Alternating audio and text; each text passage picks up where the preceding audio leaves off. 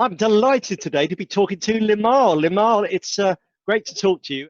Well, thank you. I'd like to give the viewers a rare appearance of my legs. It's so hot. I think it's like 30 Celsius. So, yeah, I'm in loose clothing and shorts. I hope that's okay. I don't want to scare anybody. There's plenty of reasons to be talking as we hopefully exit this lockdown period and get back to live music. But there is new music, and not that long ago, maybe a few weeks ago, you released a new single on Three weeks. Yeah, Yeah. Still in Love. And why such a gap? It's about 8 years, isn't it, since the previous music that you brought out? Why the gap? I've been concentrating on live.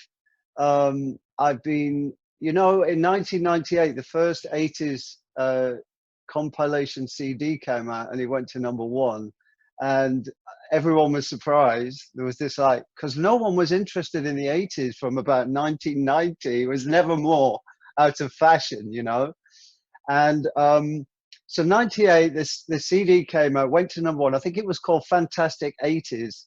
And then there was a Fantastic 80s 2, which also went top 5. And suddenly there were 80s events and 80s radio shows and 80s TV shows.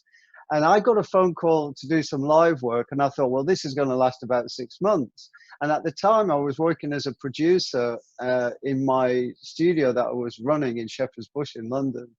And 6 months, it went over 6 months. It's actually lasted 23 years. So I've basically been concentrating on live and enjoying that, really, because with 2 worldwide #1 hits in Too Shy and Never Ending Story, I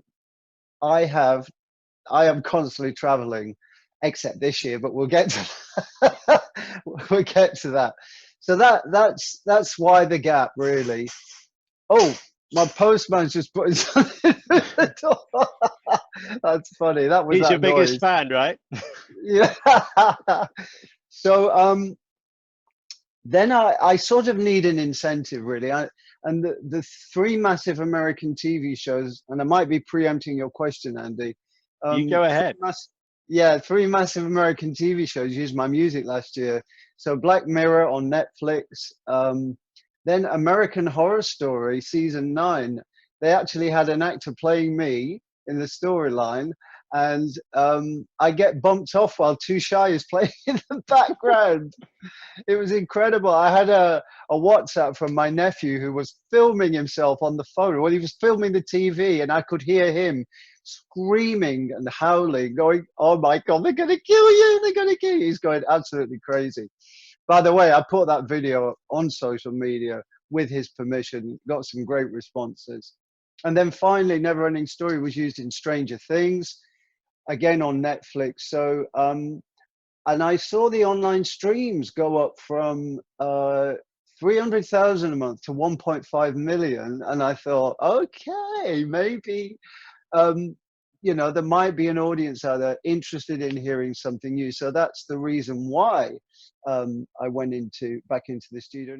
So I called a musician I've worked with before, Miro Marcus, based in Berlin, last year, and we swapped files using technology until we sort of found the verse in this song first, and the mood, the sort of sultry mood, moving mood, really, of the verse kind of led me to that first line. I can't explain it. At night I can't sleep because I'm thinking of you. And then suddenly there was this outpouring of somewhere that I've been before, but not for a long time. Our protagonist in the song is in that dark place, that painful place that we all kind of go through at some point, and that's part of life's rich tapestry, I like to think. I think 99.9% of us can relate to it. It's a great feeling when you get through the other side and you start learning to love yourself again. So it's all of those things. But what I love about the song, there's an accident in it. And these are the accidents that songwriters look for, because we've got 100 years of popular songs, lyrics, melodies. How do you find something new? And so basically, we're like the people you see on beaches or in fields with metal detecting machines looking for treasure. we're looking for treasure, that treasure, you know, just that. It's the harmonics and the instruments. There's a moment where you just go, oh, that's interesting, and so that's how we came up with Still in Love. I flew to Berlin to record the vocal. We did some guitars in the UK, and here I am. It was planned for an earlier release. The video was shot in January, and then the pandemic happened, and then we delayed it, and so here we are in June. So for you, is this a new start now that you have the new song on your belt? Do you now feel inspired to start a new chapter of your never-ending story? Aha, see what you did there. I do, yeah, absolutely. So we'll see what happens. I mean, I need to get national radio on it, and I'll know that next week. So fingers crossed. The response so far has been amazing, universal praise, and of course, I've got the new image, which you can see in the video on YouTube, and that's kind of been more or less accepted. A couple of the old fans have gone, "Oh, where's the mullet?" But you know, I'm a few years older now, Andy. Yeah, I mean, it must be a bit of a. You must be slightly conflicted. You had great acclaim and awareness through your early success, but do you feel that that's kind of held you back in terms of the ability to kind of, you know, change your outlook, change how you look, change the styles of music that you might want to write? It's an interesting question, Andy. In a way, you're like an actor in a soap. You become so known in that role that people can't see you outside of it. Well, I mean, without going through the story of my life, you know, there's all kinds of things that happen in a career. You know, the guy at the record company left, who was kind of championing me. The new guy comes in and he wants to champion the bands or artists that he signs. We fell out. I got off the label. I spent 3 years writing songs and went to New York, and I got signed by Clive Davis to Arista. Really? Okay. The mogul that is Clive Davis. And I, you know, suddenly I'm at the summer party standing next to Whitney Houston and Sweet Love, the what's that singer called? I can't think of her name. Not But Anita. anyway, Anita Baker. Yes. Yeah, thank you. Yeah. So and then Arista spent $250,000 recording 6 songs. You know, it was expensive to record back in '85, and then they dropped me. I was in the UK and they were in America. I don't know. It kind of didn't work out. That's the way things go sometimes. And then I just thought, okay, and no one was kind of interested in the early '80s anymore. Things had moved on. And so I just thought, right, well, I'm going to be like a footballer. I'll become the football manager or the actor that goes on to direct. I will be involved in music, but I'll be a producer. I'll be behind the scenes. I'll be a songwriter. And so I did that from 91-ish to 97. And I was like 12 hours a day in the studio, really enjoying what I was doing, but never really repeating that success, that early success, just trying to get that break, really. And then the '80s revival came along and I was really enjoying that. I would say that in that respect, it was a good problem to have, because when people think of the '80s, they think of me or Kajagoogoo and obviously, you know, various other artists. And I've just had a great time the last 20 years. There's a value, Andy, there's a real value in those songs now. It's sort of like if you have a vase from the '50s and suddenly it's retro value. You're paying more money for it in an antique shop. So I'm like an antique, really. I've gained more value. The songs have gained more value. I think this is going to be a really fun decade, actually. So there was never a temptation to come up with another anagram of your name, for another identity. No, there is only one other, and I use that for one of the companies. Used to drive my lawyer and accountant crazy. Anyway, yeah. So, I mean, one thing that struck me is how serendipity has played kind of a big role in your life from the early days of some of the first bands you're in, because you're in I would call it necessarily a boy band, but you're in a band with Mike Nolan, which didn't kind of get off the ground.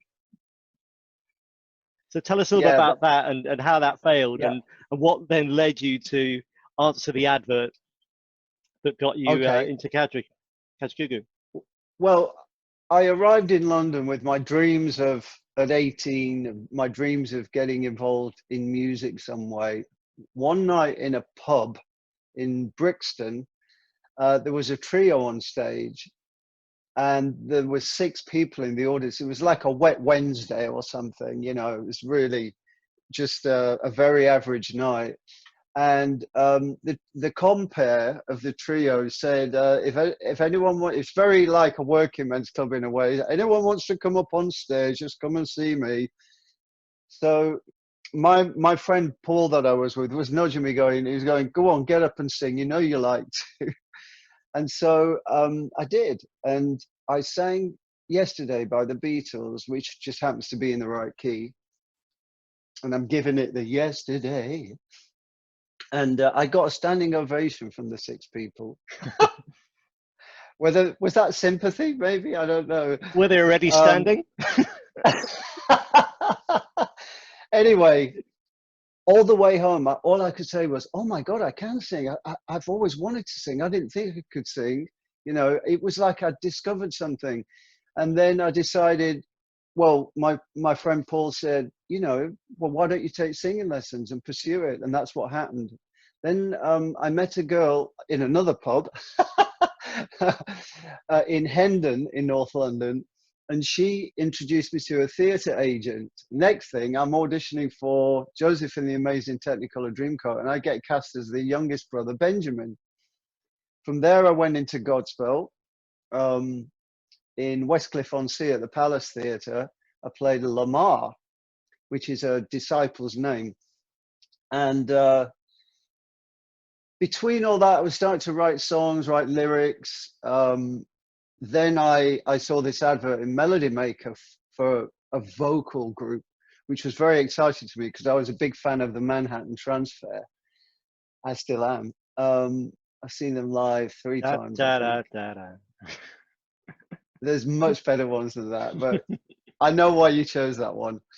So I went along to this audition, and yeah, I got the job in a band called Brooks, and we were being managed by Freya Miller, who went on to manage Shakin Stevens. At the time, she was managing the New Seekers, and there were big plans for us. They were going to. I think they did get a record deal with Polydor or someone, but I got let go because I went home from my brother's wedding. I was best man, and I didn't learn my harmonies. And when I came back the following week, they were angry. So didn't work out. But I was with them a few months, and I got to become really good friends with Mike Nolan from Bucks Fizz. I didn't have a car at the time, and sometimes if rehearsals finished late, he used to give me a lift home, and we've kept in touch all this time, nearly 40 years. Yeah, I went to see him play with the 2 girls about 2 months ago, and yeah, still doing this stuff, still enjoying it. It's great to see from artists like yourself. And when we talk about serendipity, you had the chance meeting with Nick Rhodes that led to his involvement with the single that changed everything. Absolutely. How one key person can make a difference sometimes. I remember seeing an interview with I'll go off on a tangent. I'll tell you the Nick Rhodes story. So I was working as a waiter. at the Embassy Club in Old Bond Street in London. Very cool club, very always paparazzi outside. There was quite a few celebs, music and media people went there. And I used to see Gary Newman in there, Bananarama I saw Elton John's manager, John Reed. My fun story I like to tell is I used to see Lemmy from Motorhead getting drunker and drunker, and he was always on the slot machine, fruit machine. And as he lost more and more money, he'd start attacking the fruit machine, slamming it against the wall, get really angry. And a few times they had to call security. But he was such a good customer. He used to buy a lot of drinks, you know, so they didn't really throw him out. They just tried to keep him calm. But one night I served a drink to Nick Rhodes from Duran Duran. He was in there with their manager, Paul Barrow. And I tried, you know, to be gently get him interested in my band, my new band, Kajagoogoo. We've got some demos and we're from Leighton Buzzard and blah, blah, blah. And to my amazement, he said, send me your songs and I'll have a listen and tell you what I think. That was it. There was no other carrot dangled. A week later, I sent him the cassette, and a week later, he rang me up. I was living in Lancaster Gate in West London at the time. He said, Limahl, I've got the songs. I really like them, and I'd like to produce them. I'm going to go to our record company, EMI, and I'll let you know how I get on. And after the phone call, I picked myself up off the floor. And that made a big difference because we got signed by EMI, and then he co-produced the first album, which included the all-important Too Shy. And the final piece of Serendipity, I mean, it's just a great story. And it just shows, you know, chance meetings can have a huge impact. And talking of huge impacts, you had a very near miss recently. So tell us about that, because that really sort of shook you up. The never-ending story that nearly came to an end, you mean? Yeah. Yeah. So I've been studying acting for the last 3 years, and I've been in and out of central London. I moved to Hertfordshire. I finally have a garden. I've lived in flats all my life in London. Yeah. And I wanted to have a garden. And so I'm out in Hertfordshire, but the trains to London are 17 minutes. So I'm in and out. And I'm doing all these acting lessons. And one night I left an acting class in Covent Garden, and it was raining, it was winter. I was late for my train, and I was on a renter bike, one of the rental bikes. I crossed a junction. I went through a red light, my fault. A red light, because I just wanted to, it's always safer if you get away from the traffic. And plus it's raining and I'm late for my train. Yeah, we all do it. Yeah, I know the junction really well. For some reason that night, I thought it was one way this way, as it was one way the other way. And as I crossed, a double-decker bus at full speed literally skimmed the back of my head, bipped his horn really loud. I felt, you know, the wind rush from the bus. That's how close it was. And I got to the other side and I thought, oh my God, that's it. I nearly just checked out. And it wouldn't be a lie, really, to say that it did affect me. That night, I woke up at 3:30 or something. I couldn't sleep thinking about it. Just thought it was so close, you know, and so unexpected, you know. I came downstairs, had a cup of tea. Cup of tea solves everything. I didn't tell my partner for like 3 days. I was like in denial. I didn't tell my mother for 3 months. So yeah, it was a close call. So it's great you're still here, still with us. Have new music, you know, out. So Still in Love on the 5th of June. It's available on all platforms, I assume. And I think you mentioned there's a video. Have you got your own YouTube channel that we can watch that on? Yeah, Limahl Kajagoogoo. But if you go to limahl.com, then all the links to the socials and everything is there. So that's brilliant. And looking forward, I mean, things are opening up a bit, and I think there's an 80s virtual event that's happening with quite a lot of your contemporaries. Have you got any sort of like plans that are coming together to get out there and perform? Well, I had a diary full of events this year. I did the Let's Rock shows in the UK last year. Yep. This year I'm doing the opposite, the competition rewind. Well, I was, and now they've all been put back to 2021, and we'll see what happens. You know, it's weird to suddenly everything, you know, all the live stuff just cancelled, well, postponed. So I don't know. I just hope I'm sure the scientists will come up with something, and we'll all there'll be a vaccine rollout next year. We can all start kissing strangers again. Absolutely right. It's been an absolute pleasure talking to you. I think our time is pretty much up. There's loads of other stuff that we could talk about, but the key thing is get people listen to the new music, come to see you when stuff sort of opens up again and those new dates get confirmed. But as ever, and remember to look when you cross the road. Remember to look the right way. Both ways. Yes. Great stuff. Thank you, Andy. Thanks, Limahl. It's been a pleasure. Yeah, you too. Rock on. Stay safe. Yeah, Stay you safe. too.